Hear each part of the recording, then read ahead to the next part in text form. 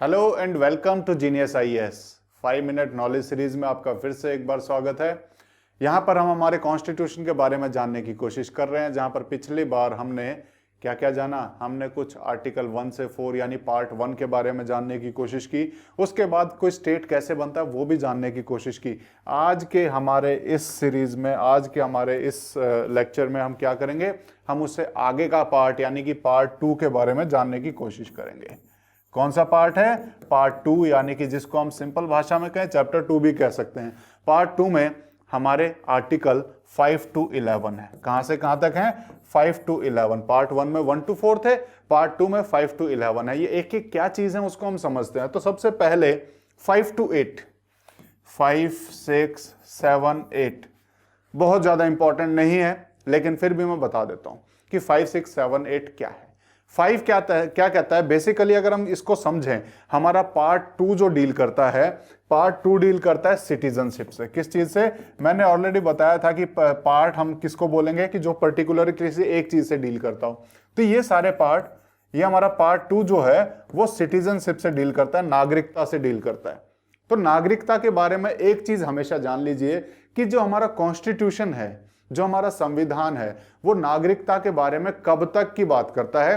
तो नागरिकता के बारे में या सिटीजनशिप के बारे में हमारे कॉन्स्टिट्यूशन ने सिर्फ हमारी 26 जनवरी 1950 यानी कि जिस दिन हमारा कॉन्स्टिट्यूशन लागू हुआ था उस तारीख तक कॉन्स्टिट्यूशन जिम्मा लेता है कि इस तारीख तक मैं बताऊंगा कि कौन नागरिक है कौन नहीं है। लेकिन इसके बाद से इसने ये सारी पावर पार्लियामेंट को दे दी है।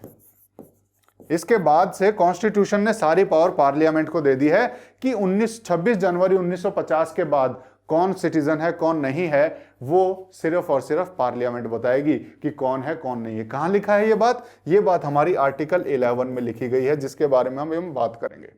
ठीक है, अब हम चलते हैं 5, 6, 7, 8 पे। फिर 5, 6, 7, 8 क्या है सिटीजनशिप से रिलेटेड, लेकिन किससे? 26 जनवरी 1950 से पहले की बात है कि 26 जनवरी 1950 से पहले कौन सिटीजन है कौन नहीं है, ये कौन बताएगा? कॉन्स्टिट्यूशन बताएगा। कैसे बताएगा? इन आर्टिकल से बताएगा, 5, 6, 7, 8 से। कैसे बताएगा? आर्टिकल 5 में बोलता है कि जो यहां का डोमिसाइल है, यानी कि जो यहां पे जिसने यहां जन्म लिया है या जिसके पेरेंट्स ने जन्म लिया है, वो भारत का सिटीजन माना जाएगा। लेकिन कब से पहले? 26 जनवरी 1950 से पहले की बात चल रही है। आर्टिकल 6 बोलता है कि उस टाइम पे हमारा पाकिस्तान का और इंडिया का बंटवारा हुआ था। तो ये बात करता है माइग्रेशन की। किसकी बात करता है? माइग्रेशन की। माइग्रेशन यानी कि जो पाकिस्तान से इंडिया आ गए, पाकिस्तान से जो लोग इंडिया आ गए, उनको कैसे इंडिया की सिटीजनशिप मिलेगी, उसके बारे में 6 बात करता है। कब से पहले? 26 जनवरी 1950 से पहले जो लोग पाकिस्तान से इंडिया आए, उसके बारे में कैसे मिलेगी कैसे नहीं मिलेगी, वो उसके बारे में यह बात करता है। आर्टिकल 7 बोलता है कि जब पार्टीशन हुआ, कुछ लोग ऐसे भी थे जो इंडिया से पाकिस्तान गए, कुछ लोग ऐसे भी थे जो इंडिया से पाकिस्तान गए, लेकिन उन लोगों को वहां पे ठीक नहीं लगा, वो वापस इंडिया आ गए। तो उन लोगों को कैसे सिटीजनशिप दी जाए, वो आर्टिकल 7 में लिखा हुआ है। और आर्टिकल 8 में, यानी कि इंडिया और पाकिस्तान को छोड़ो, कुछ इंडियंस ऐसे भी हैं जो बाकी कंट्रीज में भी रहते हैं, कुछ इंडियंस ऐसे भी तो हैं जो बाकी कंट्रीज में रहते हैं, कोई यूएसए में, ब्रिटेन में, रशिया में या कहीं पे भी। वो इंडियंस जो इन कंट्रीज के अलावा, इंडिया और पाकिस्तान के अलावा बाहर कंट्री में रहते हैं, वो अगर कॉन्स्टिट्यूशन के बनने तक वहीं पे अपनी एम्बेसी में अपने आप को as a citizen, Indian citizen वहां पे लिखवा दें, तो उसको भी हम सिटीजन मान लेंगे। तो ये यहाँ पे बेसिकली अदर इंडियंस के बारे में लिखा है कि बाकियों को कैसे इंडिया का सिटीजन माना जाए। तो ये बेसिकली सारी किसकी बात हुई है? ये सब सिटीजनशिप की बात हुई है कि किसको हम सिटीजन मानेंगे और किसको नहीं मानेंगे। लेकिन किससे पहले?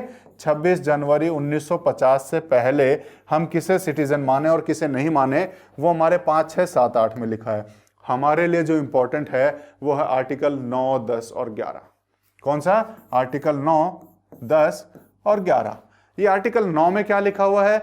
आर्टिकल में लिखा हुआ है कि 9 में नो ड्यूअल सिटीजनशिप, कि इंडिया ड्यूअल सिटीजनशिप को रिकॉग्नाइज नहीं करता। इंडिया एक सिंगल सिटीजनशिप देता है। जो भारत है, जो भारत में रहने वाला, उसको हम भारतीय कहेंगे, यानी अलग अलग स्टेट की अलग सिटीजनशिप नहीं है। यहां पर नो ड्यूअल सिटीजनशिप, एक मतलब तो ये हुआ कि अलग अलग स्टेट कोई भी अपनी सिटीजनशिप नहीं दे सकता, सिर्फ इंडिया की सिटीजनशिप रहेगी और किसी स्टेट की अलग से नहीं रहेगी। दूसरी बात इसी में ये आती है कि नो ड्यूअल सिटीजनशिप का मतलब है कि एक बार में अगर कोई इंडियन है तो वो सिर्फ इंडिया का सिटीजन रह सकता है, अगर वो किसी और कंट्री में जाके वहां की सिटीजनशिप ले लेता है तो यहां की सिटीजनशिप ऑटोमेटिक कैंसिल हो जाती है। क्यों?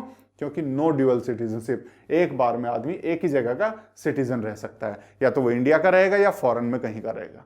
अगर उसने फॉरेन की सिटीजनशिप ले ली, इंडिया की कैंसिल हो जाएगी। ठीक है, ये होता है नो ड्यूअल सिटीजनशिप। कहां लिखी है? आर्टिकल 9 में ये बात लिखी है। ऐसे ही आर्टिकल 10 में क्या लिखा है कि once a citizen will always be a citizen. इसका मतलब क्या है कि जैसे हम लाइसेंस बनवाते हैं, लाइसेंस बनता है कुछ सालों के लिए, 15 साल के लिए, 20 साल के लिए, 5 साल के लिए। वो लाइसेंस जब एक्सपायर हो जाता है उसको रिन्यू कराना पड़ता है, लाइसेंस एक्सपायर होने के बाद रिन्यू कराना पड़ता है। ऐसे ही सिटीजनशिप के बारे में क्या बोला है कि सिटीजनशिप को रिन्यूअल की जरूरत नहीं है। एक बार जो सिटीजन बन गया वो हमेशा के लिए सिटीजन रहेगा जब तक कि उसकी सिटीजनशिप छूट नहीं जाती। यानी आपको बार बार इसके लिए अलग से सर्टिफिकेट या रिन्यूअल की जरूरत नहीं है कि मैं सिटीजन हूं, मुझे बार बार उसका सर्टिफिकेट बनवाना पड़े, ऐसा कोई जरूरत नहीं है। अब आर्टिकल 11 क्या कहता है इसके बारे में मैंने पहले ही बता दिया कि हमारे कॉन्स्टिट्यूशन ने पार्लियामेंट को पावर दे दी। क्या पावर दे दी कि 26 जनवरी 1950 के बाद किसको आप सिटीजन मानोगे और किसको नहीं मानोगे वो तुम डिसाइड करो। कौन? पार्लियामेंट डिसाइड करेगी।